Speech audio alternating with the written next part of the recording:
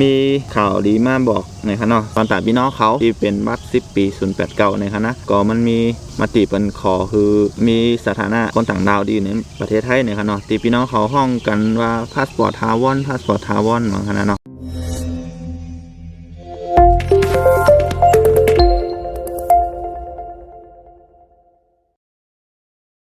ใบสูงพี่น้องเขากุ้งข้อค่ะมาตรงตักพี่น้องเขาในรายการช่องไต้โมเดลชแนลนะครับเนาะพบงาขาเฮาใจหนุ่มนะครับเกี่ยวเลยลองบัตรลองใบนะครับเนาะก็เมื่อในก็จะมีข้อมูลข่าวสารอีกอ่อนหนึ่งนะครับเนาะมาปั่นพี่น้องเขาเลยถ่อมได้ยินนะฮะในเรื่องของบัตรบุคคลไม่มีสถานะทางทะเบียนนะครับเนาะที่พี่น้องเขาฟ้องกันว่าบัตร10 ปีเนี่ยนะมันจะมีทั้งบัตร10 ปีที่เป็น089แล้วก็บัตร10 ปีที่เป็น0ทั่วไปนะครับเนาะก็เมื่อในได้มาอัปเดตข้อมูลข่าวสารนิดนึงนะครับเนาะมีข่าวดีมาบอกนะครับเนาะตอนตาพี่น้องเขาที่เป็นบัตร10 ปี089นะครับนะเมื่อเร็วก็มันมีมติเป็นขอคือมีสถานะคนต่างดาวดีในประเทศไทยนะครับเนาะที่พี่น้องเขาห้องกันว่าพาสปอร์ตทาวอนเหมือนกันนะเนาะก็เตมาอัปเดตข้อมูลอีกนึงนะครับตอนตาตั้งเมืองฝังนะครับเนาะเดี๋ยวก็คนที่มีบัตร10 ปีทั่วไปที่อยู่ในเมืองไทยมาหือเงาแล้วก็เกิน15 ปีแล้วก็เฮ็ดบัตรมาอย่างน้อย5 ปีนะครับเนาะมีข้อมูลอัปเดตอีกนึงนะครับเนาะเรื่องการขอมีสถานะต่างดาวนะครับนะอันนี้มันใจเป็นบัตรประชาชนค่ะเนาะที่จะเป็นพาสปอร์ตทาวอนนะครับเนาะที่เป็นต่างดาวทาวอนนะครับเนาะที่เป็นเล่มสีน้ำตาลนั่นนะแล้วก็จะมีเล่มสีน้ำเงินที่เป็นใบสำคัญถิ่นที่อยู่นะครับเนาะแล้วก็ทางอันก็จะเป็นทะเบียนบ้านเหมือนเดิมทะเบียนบ้านคนไทยนะครับเนาะแล้วก็จะเปลี่ยนจากเลข089จะเป็นเลข8นะครับเนาะอันนี้ก็สามารถจะติดต่อรายตีอำเภอนะครับเนาะส่วนเอกสารรายละเอียดจะไหนครับเนาะอันนี้เขาลัดถึงในเรื่องของ089ก่อนนะครับเนาะก็เขาก็จะเลยเตรียมจึงหือพ้องนะครับนะก็จะมีเหมือนจึงสำเนาทะเบียนบ้าน5ใช่ไหมครับเนาะแล้วก็บัตรประจำตัวแล้วก็ใบท่อรอใช่ไหมครับเนาะก็ติดต่อรายตีอำเภอนะครับนะแล้วก็เอกสารของปอของแม่ถ้าปอแม่ยังมีเอกสารอยู่หรือว่ายังตึกมี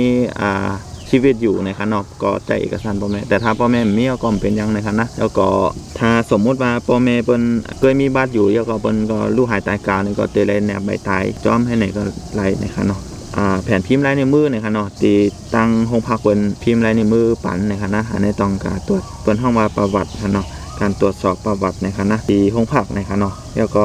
หนังสือรับรองจากดังอำเภอนะครับเนาะแล้วก็ทางอันนึงก็จะเป็นพา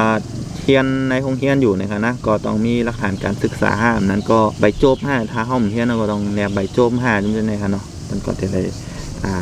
ตรวจสอบด้วยว่าเขามีหลักฐานเชิงถึงของนะครับนะแล้วก็รูปถ่ายครับเนาะ2 นิ้วครับประมาณ1 โลนะครับเนาะ12 ใบนะครับนะรูปถ่ายขนาด2 นิ้วนะครับเนาะแล้วก็พยานบุคคลที่น่าเชื่อถือนะครับเนาะ2 ก้อนนะครับแต่ว่ามีข้อมูลเกี่ยวกับลองจังไหนก็เขาเตมาบอกปั่นพี่น้องเขาคือพูดทางกล้ำนะครับเนาะในมาลัดในข้อมูลข่าวต่างๆคือพี่น้องเขาก็เลยฮู้ว่ามันย้อนแล้วเนาะแล้วก็ตอนตัดเตะเขากับติดต่อแน่ใจจังหือพ้องในจังไหนครับเนาะอันนี้ก็เตรียมข้อมูลกับข่าวแต่ว่าแต่ละอำเภอมันก็อาจจะแตกต่างกันเรื่องเอกสารอีกนึงเลยครับเนาะแต่ก็มันก็คล้ายๆกันค่ะแล้วก็ทางว่าพี่น้องเขาให้ฮู้ข้อมูลเพิ่มเติมหรือว่าอำเภอนั้นอำเภอไหนก็ลองเขากับติดต่อที่งานสัญชาติอำเภอแต่ละอำเภอตัวเนี่ยครับเนาะว่าเปิ้นเตคือข้อมูลแล้วก็การเตรียมเอกสารในเครื่องหือบางทีมันก็จะมีแบบเขียนไว้ปันว่าปฏิย้อนสถานะต่างดาวเนี่ยต้องมีเอกสารอยู่ไหนจังได๋ครับเนาะเพิ่นก็จะเอากระดาษหรือว่าที่เป็นแผ่นที่ว่าเฮาต้องเตรียมมาอย่างจังได๋ครับนะเพิ่นก็จะปันเฮามาศึกษาแล้วก็มาตัวเนี่ยครับเนาะอย่างอันนี้ก็จะเป็นหนังสือที่เขาไล่มาเนี่ยครับเนาะก็เอามาอัปเดตข้อมูลข่าวสารปันพี่น้องเขาบ่ไล่ฮู้เนี่ยครับนะนี่ก็เป็นของที่อำเภอฝางเนี่ยครับเนาะเอาค่ะแล้วก็ศูนย์ทั่วไปค่ะเนาะที่พี่น้องขอถามมาก็เรื่องของหนังสือเดินทางจังได๋ค่ะเนาะเอาลัดถึงหนังสือเดินทางก่อนค่ะเนาะถ้าเป็นหนังสือเดินทางก็ถ้ามันมีเป็นศูนย์ทั่วไปที่มีใบเกิดนะครับนะก็ถ้าเป็นหนังสือเดินทางในระบบมันก็ปันอยู่นะครับเนาะแต่ว่าตามมติที่เปิ้นฮื้อมากันนะก็เปิ้นว่าสามารถติย้อนไล่เนี่ยครับเนาะต้องเอาบัตรเขามาเช็คตัวที่อำเภอก่อนแต่ว่าต้องเฮ็ดบัตรมาอย่างน้อย5 ปีเนี่ยครับเนาะแล้วก็ต้อง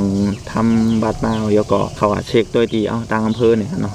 บางทีมันอาจต้องแก้ไขข้อมูลบางส่วนแล้วก็ทางอำเภอเพิ่นจะออกใบอนุญาตออกนอกเขตนอกพื้นที่ปันนะครับเนาะแล้วก็ในเรื่องของการขอมีสถานะต่างดาวครับนะก็เลข0นี่ก็คือต้องเขาสอบถามตั้งเจ้าหน้าที่อำเภอทางกำก่อนนะครับเนาะที่ว่า พออยู่มาอย่างน้อยเฮ็ดบ้านมาอย่างน้อย5ปีแล้วก็อยู่มาอย่างน้อย15ปีอย่างจำเป็นนะที่เปิ้นว่าที่ปันสถานะต่างดาวจำเป็นได้ค่ะเนาะก็ลองเขาก็สอบถามด้วยตั้งงานสัญชาติอำเภอเนี่ยค่ะเนาะเลยสอบถามตามอำเภอก็ตั้งเจ้าหน้าที่ตั้งปลัดเปิ้นบอกว่าลองคือเจ้าตัวเนี่ยลองเขามาปรึกษาเขามาติดต่อตัวให้ไหนกันเนาะเปิ้นก็แนะนำว่าต้องมีกระบวนการหรือว่ามีระเบียบมีการรับรองแล้วก็เอกสารจึงหือพองเปิ้นก็ได้แนะนำเจ้าตัวกันนั่นคือเจ้าตัวบ่ได้ฮู้เนี่ยครับเนาะทางว่าบางก็ในคือสอบถามผ่านคนอื่นเขาก็แล้วก็เปิ้นก็มาบอกจังนั้นจังไหนแล้วก็มีการใช้จ่ายมีอย่างจังไหนมันก็สิลำบากนะครับเนาะทางที่ดีก็คือแนะนำคือเจ้าตัวเนี่ยเขาก็สอบถามทางอำเภอนั้นๆตัวเนี่ยครับเนาะมาอยู่ในอำเภอหรือว่าอยู่ในพื้นที่ไรเนี่ยครับเนาะอย่างเมืองฝางก็เขาก็สอบถามอะไรที่ตั้งอำเภอฝางงานสัญชาติไรเนี่ยครับเนาะจังคือก็เขาก็ติดต่อที่ค้าก่อนก็ไล่ตั้งเขาเตแนะนำปันตั้งอำเภอเปิ้นทางกำว่าก็ในปีก็ในใจก็ในยิ่งก็ในเขามาติดต่อในเรื่องของการขอมีสถานะว่าเขาต้องเฮ็ดถือพองจอยอธิบายเปิ้นอีกนึงครับแต่ไล่แนะนำจังไหนเนี่ยครับเนาะนั่นคือพี่น้องเขาบ่ได้ไล่เข้าใจแล้วก็บ่ได้ไล่ปองใจกันเนี่ยครับเนาะค่ะก็ตั้งแต่เมื่อนั้นก็มีข้อมูลข่าวสารมาอัปเดตมากันได้ค่ะเนาะก็ถ้ามีข้อมูลข่าวสารหรือว่าข้อมูลใหม่ๆจังหือเขาเตออกมาอัปเดตปันค่ะแล้วก็แทงลองนึงนะครับเนาะฝากติดตามค่ะเฮาเขาตั้งช่อง YouTube อีกนึงนะครับเนาะไตโมเดล Channel เหมือนกันนะครับเนาะก็ย้อนฝากช่องตั้ง YouTube อินนะครับเนาะไตโมเดล Channel เหมือนกันค่ะตอนดาวันเมื่อนั้นก็จะย้อนพี่น้องเขากะก่อนนะครับเนาะโทรมีอาการคลิปวิดีโอนะฮะไม่สูงกูก็ค่ะ